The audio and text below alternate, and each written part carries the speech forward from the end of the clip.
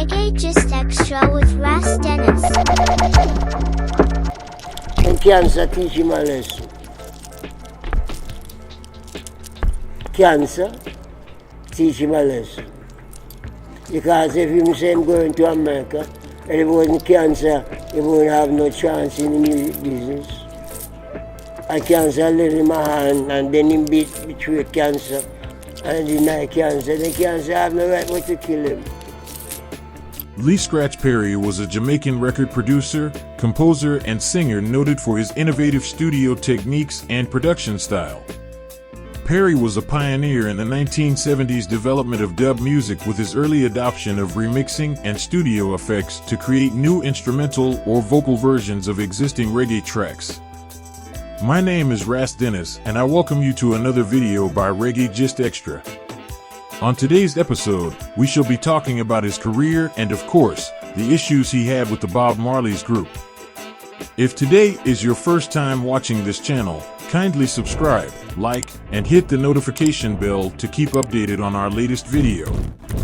Lee Perry was born Rainford Hugh Perry on March 20th, 1936 in Kendal, Jamaica, in the parish of Hanover, the third child of Ina Davis and Henry Perry. His mother had strong African traditions originating from the Yoruba ancestry that she passed on to her son. His parents were both laborers, but his father later became a professional dancer. Lee left school at age 15 and lived in Hanover, where he did not have much regard for working and preferred to play dominoes and live according to his own desires. Perry once described his upbringing to UK magazine NME, "My father worked on the road, my mother in the fields. We were very poor. I went to school. I learned nothing at all. Everything I have learned has come from nature." He eventually wound up in Clarendon, where he got into the dance and music scene and earned the nickname The Neat Little Thing. Lee later moved to Kingston after experiencing a mystical connection to Stones, where he apprenticed at Studio One. Perry's musical career began in the late 1950s as a record seller for Clement Coxsone Dodge Sound System. As his sometimes turbulent relationship with Dodge developed, he found himself performing a variety of important tasks at Dodge Studio One Hit Factory, going on to record nearly 30 songs for the label. Disagreements between the pair due to personality and financial conflicts led him to leave the studio and seek new musical outlets. He soon found a new home at Joe Gibbs's Amalgamated Records.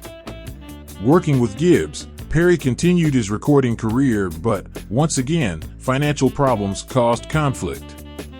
Perry broke ranks with Gibbs and formed his own label, Upsetter Records, in 1968.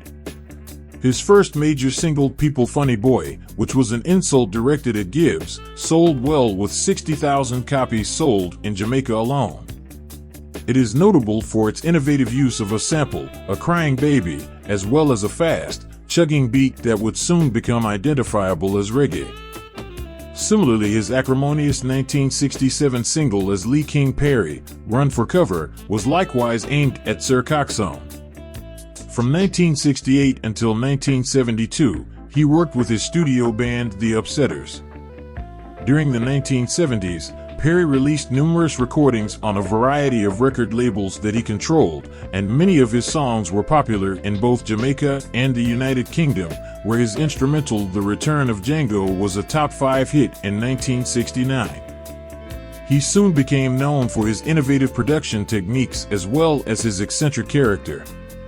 In 1970, Perry produced and released the Wailers track Mr. Brown, 1970, with its unusual use of studio effects and eerie opening highlighting his unique approach to production. In 1973, Perry built a studio in his backyard, the Black Ark, to have more control over his productions and continue to produce notable musicians such as Bob Marley and the Wailers, Junior Biles, Junior Muvin, the Heptons, the Congos, and Max Romeo. He also started the Black Ark label, on which many of the productions from the studio appeared.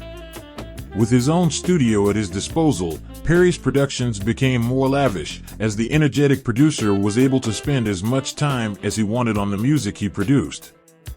Virtually everything Perry recorded in the Black Ark was done using basic recording equipment. Through sonic sleight of hand, Perry made it sound unique.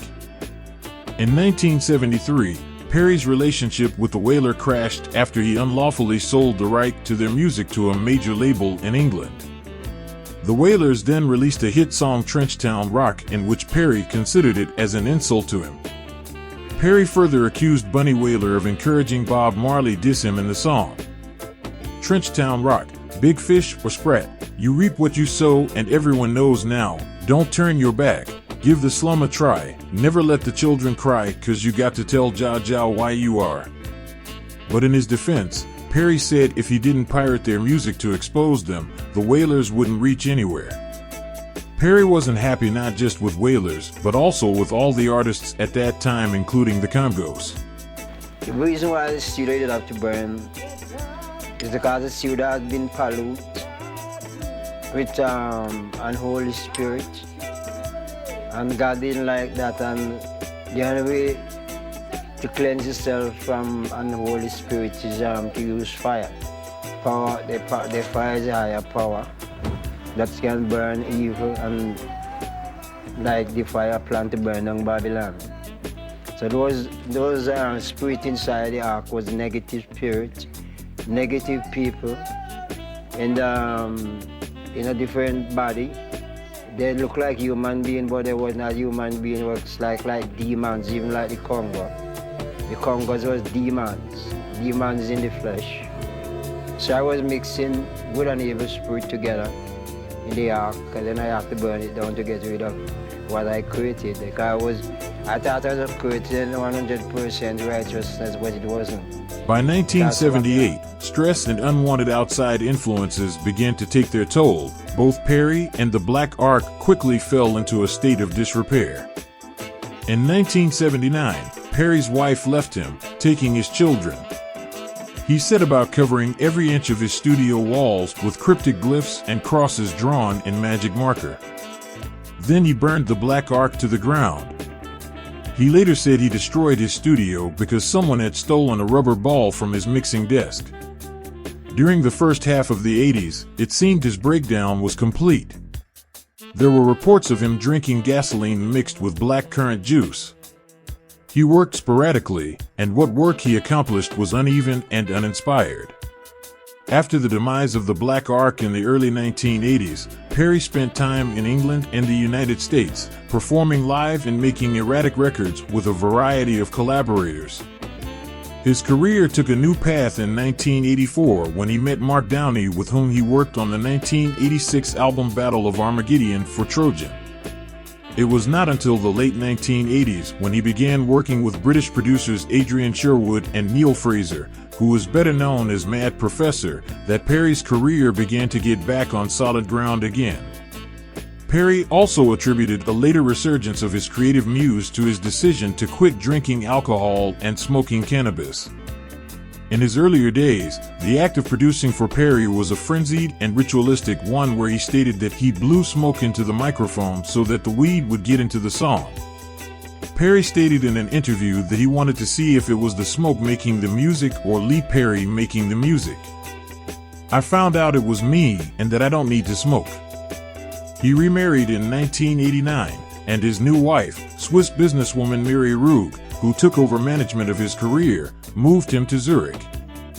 He reconciled with Dodd, who'd given him his first break, and they produced 2 albums together. Working with his former acolyte Adrian Sherwood and his band Dub Syndicate, he released perhaps the finest album of his career, 1990's From the Secret Laboratory.